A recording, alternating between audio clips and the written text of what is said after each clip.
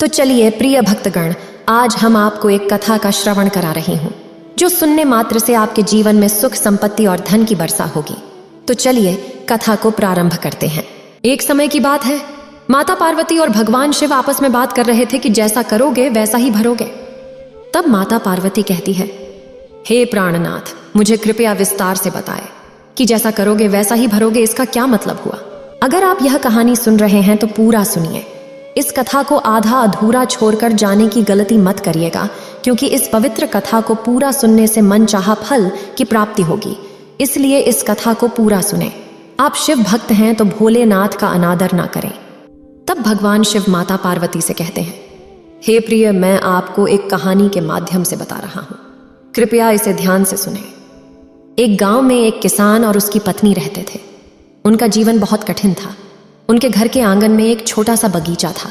किसान ने उस बगीचे में कुछ बैंगन के पौधे लगा दिए थे, लेकिन पौधे पर भी बैंगन नहीं उगा। केवल एक पौधे पर एक ही बैंगन उगा था। उसने अपनी पत्नी से कहा, बगीचे में सिर्फ एक ही बैंगन है, इसको बाजार में नहीं बेच सकते, हम इसे अपने घर पर ही रख लेंगे। कुछ दिन बाद बैंगन कद्दू जैसा बड़ा हो गया।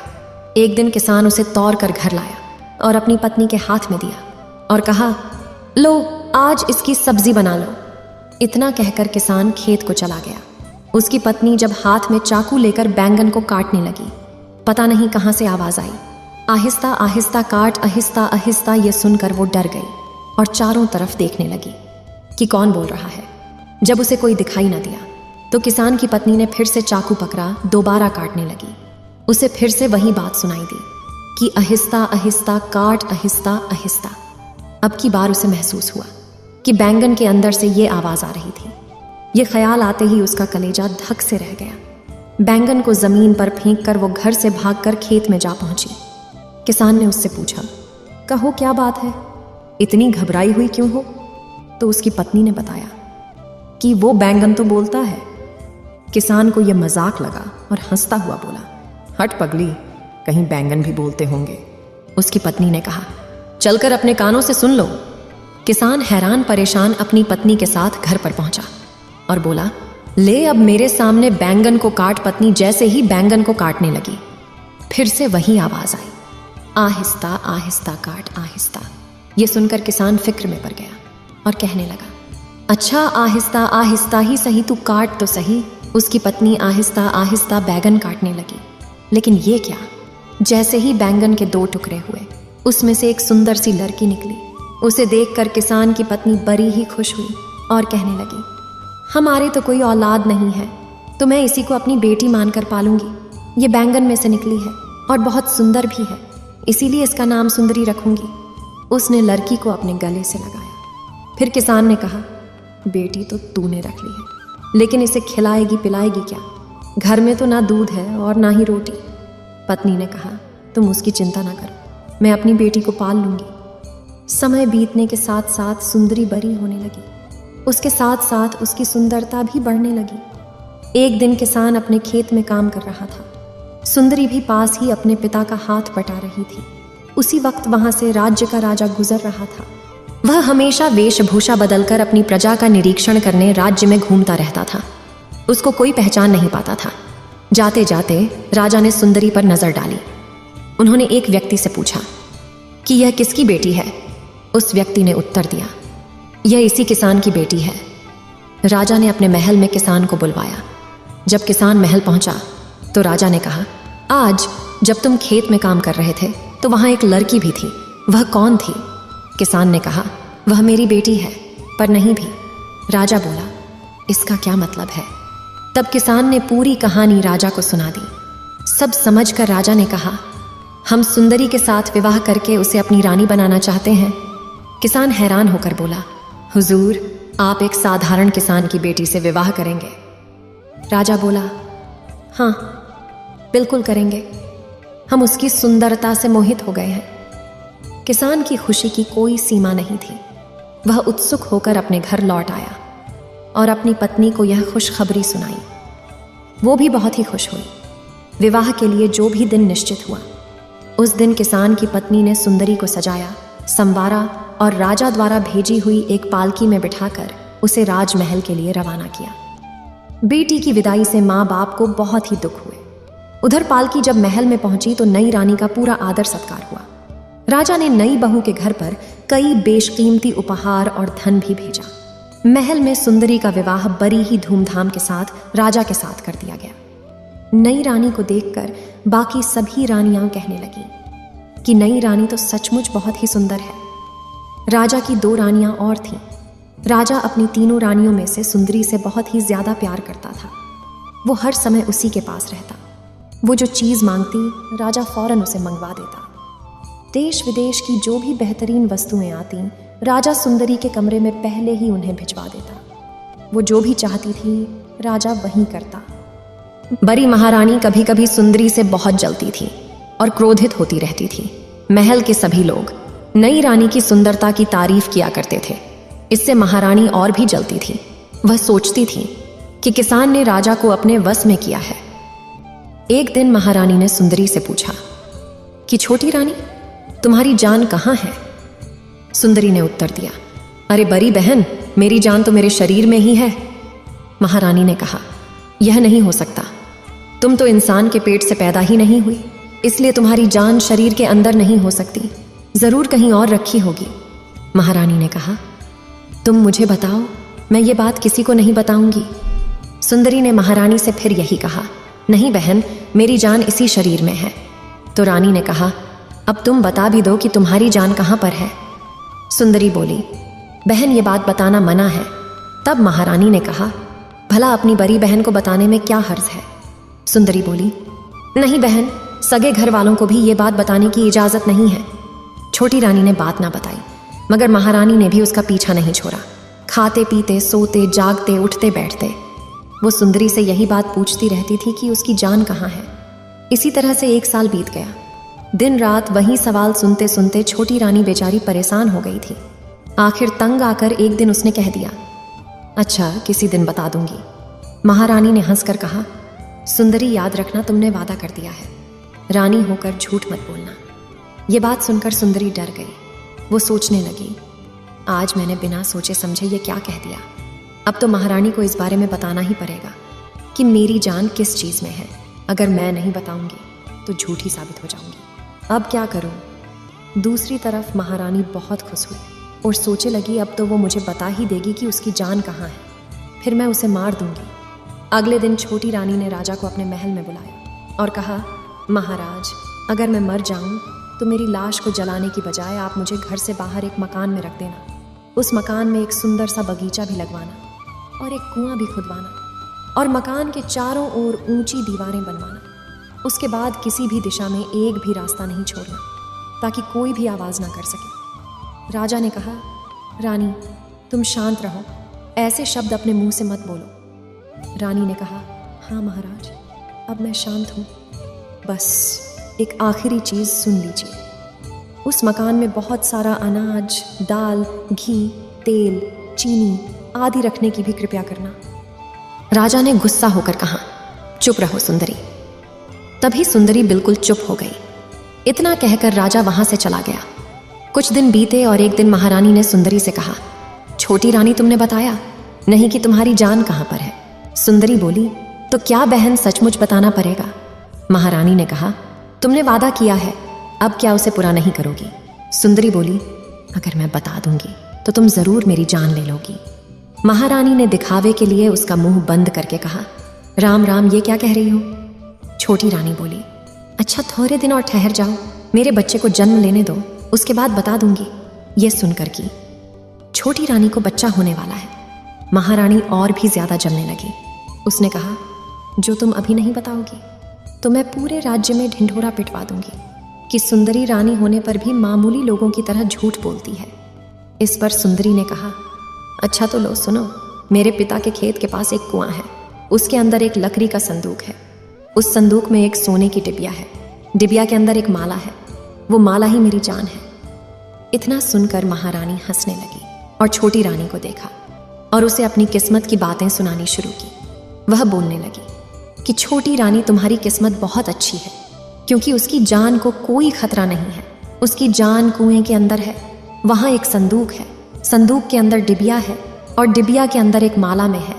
फिर वो कहती है, कि तुम्हारी जान कितनी सुरक्षित है, कि हम जैसों की जान इतनी सस्ती है कि कोई जरा सा गला दबा दे तो जान निकल जाती है। बाद में महारानी उससे अलविदा कहकर चली जाती है। फिर महारानी बहुत खुश हो जाती है और कहती है कि जिस पल का मुझे इतने दिन से इंतजार था वो अब आया है। वह जल्दी से अपने कमरे में जाती है और वहाँ एक गोताखोर को बुलाती है। वह गोताखोर से कहती है कि अगर वह उसका काम कर देगा तो उसे 500 अशर्फियाँ इनाम में देगी। गोताखोर बोला, क्या काम है महारानी जी? तब महारानी ने उसे सुंदरी के पिता के खेत का पता बताया और कहा कि वहां पर एक कुआं है, कुएं के अंदर एक संदूक है और संदूक के अंदर एक सोने की डिबिया है।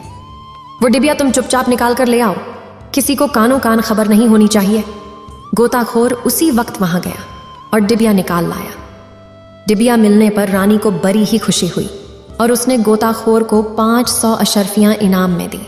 उधर कुएं से डिबिया निकलते ही सुंदरी की तबीयत खराब रहने लगी। महारानी ने डिबिया में से माला निकाली और उलट पुलट कर देखी। जैसे ही महारानी ने माला को अपने गले में डाला, उसी वक्त सुंदरी तड़पने लगी और उसका शरीर ठंडा पड़ गया और उसने दम तोड़ दिया। पूरे महल में कोहराम मच गया। राजा भी रोने लगा। तभी उसे सुंदरी की उस दिन की बातें याद आई। उसने उसी वक्त मंत्री को बुलाया और कहा, सुंदरी के लिए नगर से बाहर एक मकान बनवाया जाए। मंत्री जी ने कहा, अब मकान का क्या होगा? हुजूर, अब तो रानी के मृत शरीर को जला देना चाहिए। तभी राजा बोला, नहीं, सुंदरी की यही इच्छा थी। नगर के बाहर एक मकान बनवाए और सुंदरी को पलंग समेत वहां पर पहुंचा दीजिए। इसके अलावा राजा ने वो सब बातें भी कहीं जो सुंदरी ने उससे करने के लिए कहा था। मंत्री ने कहा, आपकी इच्छा के अनुसार सुंदरी ने जैसा कहा वैसा ही मकान बनवाया गया है। मकान के चारों ओर ऊंची दीवारें खड़ी कर दी गई हैं। दिन बीतते गए और इसी तरह 1 साल बीत गया। छोटी रानी की मौत से महारानी बहुत खुश थी। उसका कलेजा ठंडा हो गया था। लेकिन राजा सुंदरी की याद में दुखी रहता था। छोटी रानी की याद आते ही उसकी आंखें भर आती थीं। वह अक्सर सोचता था कि सुंदरी ने मुझसे यह क्यों कहा कि महाराज, मेरे शरीर को नहीं जलाना। क्या सुंदरी एक बार फिर से जीवित हो सकती है? सुंदरी के मकान को देखकर राजा सोचता था कि शायद वह इस मकान में सो रही है, पलंग पर बैठी हुई है। वह जाग कर शायद मुझे वहां ढूंढती है और चाहकर भी उसे बाहर निकलने का रास्ता नहीं मिल रहा हो। यही सोच सोचकर राजा अपने मन में विचार किया करता था। एक दिन जब वो राज्य में घूम रहा था तो अचानक उसने किसी के मुख से सुना कि उस मकान के अंदर से किसी बच्चे के रोने की आवाज आती है। राजा ये सुनकर चौंक पड़ा और सोचने लगा, यहां बच्चा कहां से आया? राजा दीवार तोड़कर मकान के अंदर चला गया। वहां राजा ने देखा कि सुंदरी तो पलंग पर मृत पड़ी हुई थी, लेकिन उसके बगल में एक सुंदर सा लड़का था। राजा ने उस लड़के को गले से लगा लिया। थोड़ी देर में बच्चे को नींद आ गई तो राजा ने उसे सुंदरी की बगल में वापस लेटा दिया और खुद मकान के बाहर चला गया। महल पहुंचकर राजा सोचने लगा कि हो ना हो ये बच्चा सुंदरी का ही है। दूसरे दिन राजा फिर से वहां पर गया। लेटे हुए बच्चे को एक खिलौना दे दिया। अब तो राजा रोज सुंदरी के मकान में आने लगा। वो बच्चे के लिए तरह तरह के खिलौने और खाने के लिए मिठाइयाँ लेकर आता था, लेकिन मकान में कोई नई बात नजर नहीं आ रही थी। वो हर रोज देखता कि सुंदरी जिस तरह से परी थी उसमें कोई बदलाव ना आया था। धीरे धीरे दिन बीतने लगे और बच्चा बड़ा होने लगा। जब वो 2-3 साल की उम्र का हुआ तो वह कुछ शब्द टूटे फूटे रूप में बोलने लगा। एक दिन राजा ने इशारा करके सुंदरी की ओर देखते हुए पूछा कि ये कौन है? छोटे बच्चे ने उत्तर दिया, माँ। फिर राजा ने पूछा, खाना कौन बनाती है? बच्चे ने उत्तर दिया, माँ, रात को। तो राजा ये बात सुनकर हैरान हो गया। उसने बच्चे से कहा, तुम अपनी माँ से पूछना कि राजा जी ये पूछते हैं कि तुम दिन में क्यों सोती हो और रात को क्यों जागती हो। अच्छा, मैं तुमसे और एक सवाल पूछूंगा। फिर राजा महल में लौट आए। रात को सुंदरी ने जैसे हर रोज की तरह उठकर खाना तैयार किया। जब बच्चे ने खाना खाना शुरू किया तो उसने पूछा, माँ, मेरा पेट तो पूरा भर गया है। सुंदरी बोली, लेकिन तुम्हारा पेट कैसे भर गया? बच्चा बोला, राजा ने आज उसे बहुत सारी मिठाई खिलाई और ये भी पूछा था कि तुम्हारी माँ रात को जागती क्यों है और दिन को सोती क्यों है। सुंदरी समझ गई कि राजा ने आकर सब कुछ देख लिया है। उसने सोचा कि अब छुपाने से क्या होगा। उसने बच्चे से कहा, देखो, ये जो राजा जी यहाँ पर आते हैं वो तुम्हारे पिता है। आज तुम महाराज के पैर छूना और कहना महाराज माँ की जान जिस माला में है वो महारानी के पास है। महारानी दिन भर उस माला को पहने रखती है, इसीलिए माँ सारा दिन बेहोश पड़ी रहती है। रात को सोते वक्त जब महारानी माला को गले से उतार देती है, इसीलिए माँ उस वक्त जाग उठती है। फिर वो पलंग से उठकर नहाती धोती है और मुझे खाना खिलाती है। दूसरे दिन जब राजा आया तो बच्चे ने सारी बात कह सुनाई। सारा मामला राजा को समझ में आ गया। महारानी पर उसे बहुत ही गुस्सा आया और उसने मन ही मन में महारानी को सबक सिखाने की ठान ली। महल में जाकर राजा ने महारानी से कहा, महारानी, हमारे मित्र का एक बहुत ही प्यारा बेटा है। मैं उसे बहुत ही प्यार करता हूँ। मैं उसे महल में लाना चाहता हूँ। महारानी ने कहा, बच्चे तो मुझे भी बहुत पसंद है, आप उसे ज़रूर लेकर आइए। तब राजा बोला, परंतु एक बात है, वो लड़का बहुत ही ज़िद्दी है। जो चीज़ मांगता है जब तक वो मिल ना जाए तब तक रो रो कर आफत खड़ी कर देता है। रानी ने कहा, तो क्या हमारे महल में किसी चीज़ की कोई कमी है? वो जो भी चीज़ मांगेगा उसे दे दी जाएगी। तो राजा बोला, अच्छा तो मैं उसे लाता हूँ। ये कहकर राजा सुंदरी के मकान में गया और लड़के से कहने लगा, जब महारानी तुम्हें गोद में ले उसी वक्त उसके गले की माला पकड़ लेना और जोर जोर से रोना शुरू कर देना। जब तक रानी तुम्हें वो माला ना दे तुम रोते ही रहना। इतना समझाने के बाद राजा लड़के को उसकी महारानी के पास महल में ले आया। महारानी ने उसे गोद में ले लिया और कहा, लड़का बहुत ही प्यारा है। लड़का उस वक्त माला लेने के लिए बहुत जोर जोर से रोने लगा। रानी ने उसे समझाने की कई कोशिशें की। विभिन्न प्रकार की मिठाई, खिलौने और अन्य चीजें प्रस्तुत की गईं, लेकिन वह किसी भी तरह से मानने के लिए तैयार नहीं था। तब राजा ने उदास होकर कहा, दूसरे के बच्चे को क्यों रुलाती हो? वह क्या मांगता है? रानी ने उत्तर दिया, मेरे गले की माला मांगता है। राजा बोला, तो तुम इसे क्यों नहीं देते? रानी ने कहा, नहीं, यह माला मैं किसी को नहीं दे सकती। फिर सोचकर महारानी थोड़ी देर में खुद ही बोली कि इस माला को बच्चे को दे दूंगी, लेकिन मैं इस माला को किसी और को नहीं दे सकती। अगर मैं इसे नहीं दूंगी तो यह लड़का रोकर मर जाएगा। फिर भी दूसरे के बच्चे को घर लाकर हम उसे मारने का कोई इरादा नहीं रखते हैं। रानी ने बच्चे की रोने की स्थिति देखकर उस पर दया की और फिर सोचने लगी, छोटी रानी तो अब मर ही चुकी है। थोड़ी देर के लिए ये माला बच्चे को दे दी जाए तो क्या हर्ज है। उसने कहा कि इस समय तो मैं माला दे देती हूँ, लेकिन जब लड़के का मन बहल जाए तो माला मुझे वापस ला देना। राजा ने कहा, हाँ, ऐसा ही किया जाएगा। महारानी ने माला निकालकर राजा को दे दी और राजा लड़के को लेकर महल से बाहर चला आया। फिर उसने चुपचाप अपने मंत्री को बुलाया और सुंदरी के मकान की सारी चारदीवारी को तोड़ने का आदेश दिया। मंत्री ने ऐसा ही किया। राजा ने अंदर जाकर सुंदरी के गले में वो माला डाल दी। माला पहनते ही सुंदरी उठ गई। राजा ने सुंदरी से कहा, अभी 2-4 दिन के लिए तुम यहीं पर रहो, बाद में मैं तुम्हें महल में ले जाऊंगा। उस रात राजा जब राजमहल में पहुंचा तो महारानी ने पूछा, आज इतनी रात तक कहाँ पर थे आप? राजा बोला, मैं अपने सेनापति और मंत्रियों से सलाह मशवरा कर रहा था। रानी बोली, क्या सलाह मशवरा कर रहे थे आप? राजा ने कहा, एक दूसरे देश का राजा हमारे देश पर हमला करने वाला है, इसीलिए तुम्हारी सुरक्षा को देखते हुए ये सलाह कर रहे थे कि तुम्हें कहां पर छुपा कर रखा जाए, जहां पर तुम सुरक्षित रह सको।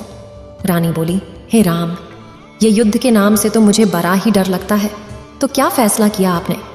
राजा ने कहा, जमीन के नीचे एक तहखाना बनाकर उसमें तुम्हें रखा जाएगा।